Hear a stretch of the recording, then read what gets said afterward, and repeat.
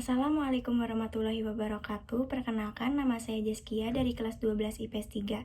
Akan menjelaskan rangkuman materi bahasa Indonesia rangkuman semester 1 dan semester 2.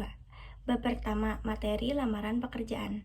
Lamaran pekerjaan yaitu jenis surat pribadi bersifat resmi yang diajukan seseorang ke perusahaan atau instansi agar diterima bekerja sebagai karyawan pada posisi jabatan tertentu. Menurut jenis pembuatannya, surat lamaran pekerjaan terbagi menjadi dua, yaitu surat lamaran pekerjaan yang digabungkan dengan riwayat hidup atau kurikulum vitae dan surat lamaran yang dipisahkan dari riwayat hidup.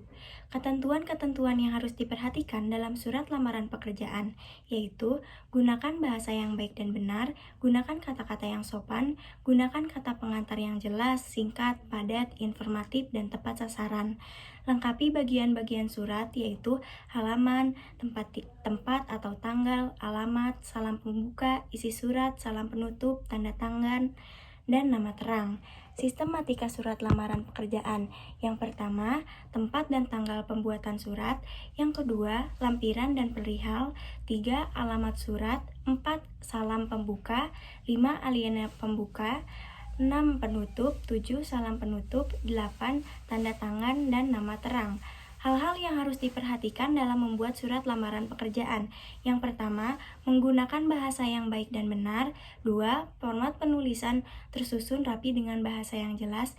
3. Surat lamaran kerja hendaknya ditulis secara manual atau ditulis tangan. 4. Lengkapi dengan data-data yang dibutuhkan oleh perusahaan tempat melamar kerja.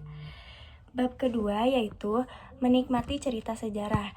Novel sejarah adalah novel yang di dalamnya menjelaskan dan menceritakan tentang fakta kejadian masa lalu yang menjadi asal muasal atau latar belakang terjadinya sesuatu yang memiliki nilai kesejarahan.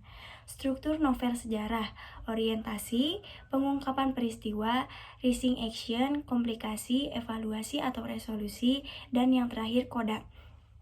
Kaidah kebahasaan teks cerita sejarah menggunakan kalimat bermakna lampau, kata yang menyatakan urutan waktu atau konjungsi kronologis dan temporal, kata kerja yang menggambarkan sesuatu tindakan atau kata kerja material, kata kerja yang menunjukkan kalimat tak langsung sebagai cara menceritakan tuntunan seseorang tokoh oleh pengarang. Kata kerja yang menyatakan sesuatu yang dipikirkan atau dirasakan oleh tokoh atau kata kerja mental, dialog. Hal ini ditunjukkan oleh tanda petik ganda dan kata kerja yang menunjukkan tuturan langsung. Dan yang terakhir, kata-kata sifat atau descriptive language untuk menggambarkan tokoh, tempat, atau suasana. Bab 3. Materi tentang memahami isu terkini lewat editorial. Editorial adalah artikel utama yang ditulis oleh redaktur koran yang merupakan pandangan redaksi terhadap suatu peristiwa atau berita. Isi teks editorial yaitu fakta atau peristiwa aktual, fenomenal, dan kontroversial. Yang kedua, pendapat atau opini redaksi terhadap peristiwa tersebut. Opini dalam editorial dapat berupa kritik, penilaian, prediksi, harapan, maupun sasaran.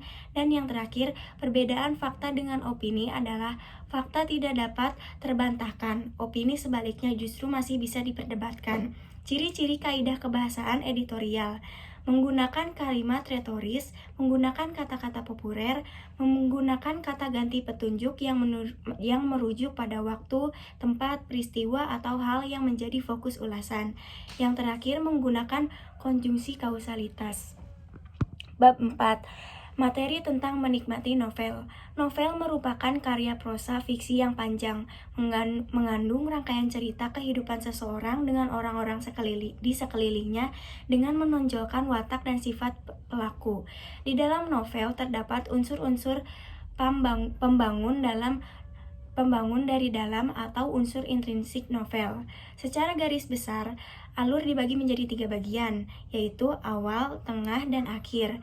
Alur atau plot memiliki sejumlah kaidah, yaitu plausibility atau kemasuk-akalan, yang kedua surprise atau kejutan, yang ketiga suspense, yang keempat unity atau keutuhan.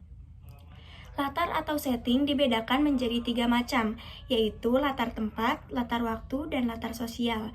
Sudut pandang atau point of view memasalahkan siapa yang bercerita, sudut pandang dibedakan menjadi sudut pandang orang pertama dan orang ketiga. Bab kelima yaitu menyajikan gagasan melalui artikel.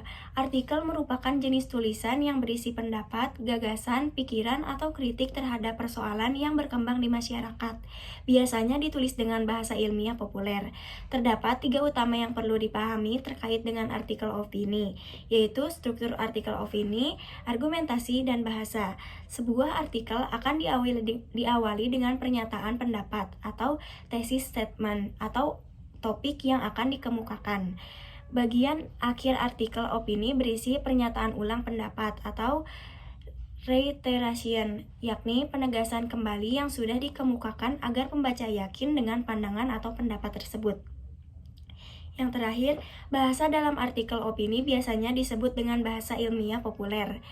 Dan bab terakhir yang akan saya jelaskan yaitu bab 6, materi tentang menilai karya melalui kritik dan esai. Tes kritik berisi tentang penilaian kelebihan dan kelemahan sebuah karya secara objektif, disertai dengan data-data pendukung baik sinopsis karya, alasan logis, dan teori-teori yang mendukung. Perbandingan kritik dengan esai dari segi pengetahuan.